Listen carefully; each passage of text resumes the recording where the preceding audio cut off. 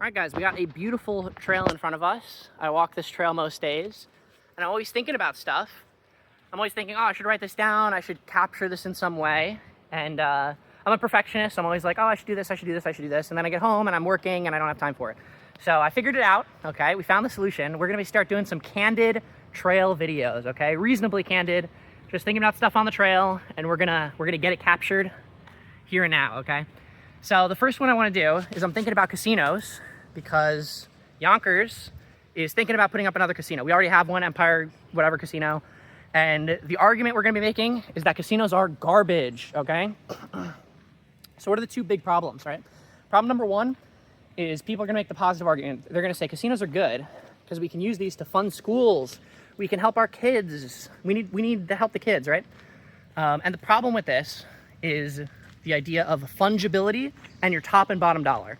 So what do these words mean, right? Let's say you give someone $5. Let's say you give them $50. They're struggling to pay rent. You give them $50. You're helping out your friend. He's like, okay, thank you for that green paper $50 bill. He hands that $50 bill to his landlord. Then he goes and he's like, you know what? I worked hard this week. I can get myself a nice $50 dinner. And you say, dude, what the fuck? I gave you $50 to pay your rent and you just treated yourself to a nice dinner. He's like, well, I used the money that you gave me to pay the rent. And then separately, because I've been so stressed about my finances and like I haven't been able to get a nice dinner in a long time, I got myself a nice $50 dinner. And you know, you can buy your friend a dinner, that's cool. But like you're thinking to yourself, like, wait a second, I thought I paid this guy's rent, not his dinner. So what's happening in this example, and this happens anytime anyone says this dollar is for this thing, that's always a red flag, because every dollar is going to your top dollar, not your bottom dollar. Your bottom dollar is rent. Your top dollar is cupcakes and cookies and ice cream and fun stuff, okay? And every time you give someone money, you're always adding to their top dollar, right? If, look at that. Isn't that gorgeous? Oh my God. But yeah, you're always giving to their top dollar. So if someone, what was I saying? We're keeping this in, okay? We're doing very candid. So every time you give someone money, you're giving to their top dollar. Oh, the bottom dollar, like your bottom dollar is like paying your debt, right? Like for the country, right? The debt is gonna get paid, the schools are gonna get funded, the military is gonna get its money, okay? What you're actually ending up paying for is whatever the least important thing is. And listen, giving more government money, you know, it's good. I believe in government programs. On average, they're gonna help out. It's a useful use of money. But the key thing is it's not going to wherever they say it's going. It's always going to the least important thing that they're doing, okay? So forget about that. It's just a way to raise more money for government. Okay, fine, it's just a way to raise more money. It raises a bunch of money for government, right? No, it doesn't do that either, right? Because government is a tool for society to get things that we want, okay? We are a society, we're a bunch of people, and government is a way we work together, we collectivize to get things done that we want. And just an easy example is we want to pay out Social Security to people. Nice, that's cool. We give old people money for Social Security. They take that money, they go to the casino, okay? They're gonna pay, you know, however much they get. Let's say they put $10,000 into the casino, right? The casino boss keeps 70%, we take 30%, and we say, we made $300, woo! And then we give that $300 back to the old person, right? It's like, wait a second, what is the math going on here? What's going on? Is like all we're doing is siphoning off money from society. That's us, that's government, that's everyone, that's people. We're giving it to rent seekers who are not contributing, not creating value, not doing anything for us. We're destroying the lives of people in our community. We might as well be breaking into retirement homes and, you know, taking their Social Security at gunpoint. You know, if you walk into these places, their eyes are glazed over. They're not feeling a hint of joy. They'll hit the jackpot and they'll keep hitting the lever. Their eyes are glazed over. They don't feel anything. They don't know what's going on. We have betrayed them. It's a betrayal, and it's disgusting, right? So, yeah. And then, you know, that's a very emotional argument, but like, you know, mathematically, like we're not actually creating value. If you build a factory, you create value. Your town is creating value. That creates jobs. People want the thing the factory makes. They give you money.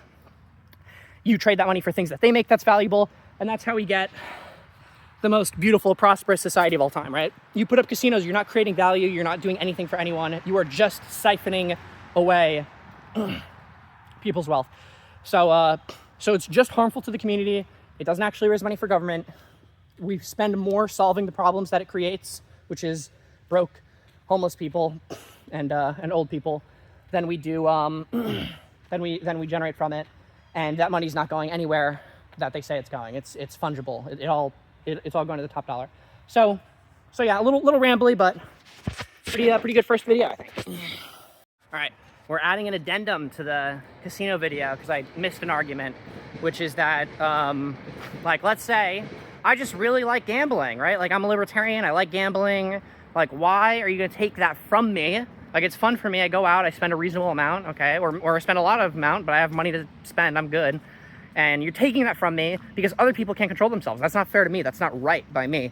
And I agree, and there's a solution for this, right? Like, we always wanna consider every stakeholder who's impacted by a potential decision. Is like, the real solution to that would be to have like a, $1 million gambling license. I'm making up a crazy number, but like, if you want to pay in $1 million before you start, and then you want to blow all your money, it's like, at that point, you know what? Fuck it. You're good. You have money to spare, right? But it just can't be accessible where an old dude with $30,000 in his bank, like life savings, can just burn all of his money. Or also you can do like, you can gamble like with a limit of like $3,000 or something, or like $1,000 a month, whatever is reasonable. Like, anything in that range, play around the edges is like all fine. And that less, and that's $1,000 losses, right? Like, if people are playing with the same money because you use the same money to gamble over and over and over because you get 90% of it back every time you gamble, because you win and lose, that's fine. Like having losses capped at like $1,000, I think that's like a super reasonable way to do it.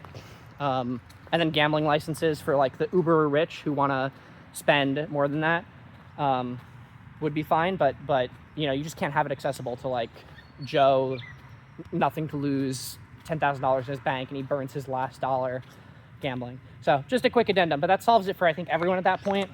But for now, we're not doing that shit. We have enough battles to fight. Let's not build any more casinos right now. Just give it a minute. The rich people, they can fly to LA and get their shit done there, okay? So just a little addendum, but I don't want to leave anyone out, okay? I love my rich people. Never want to forget about the rich people, okay? We're always like, how would this impact rich people? Every time I'm doing policy, I'm always thinking like, I got to make sure this doesn't hurt too many rich people. So just covering the bases there.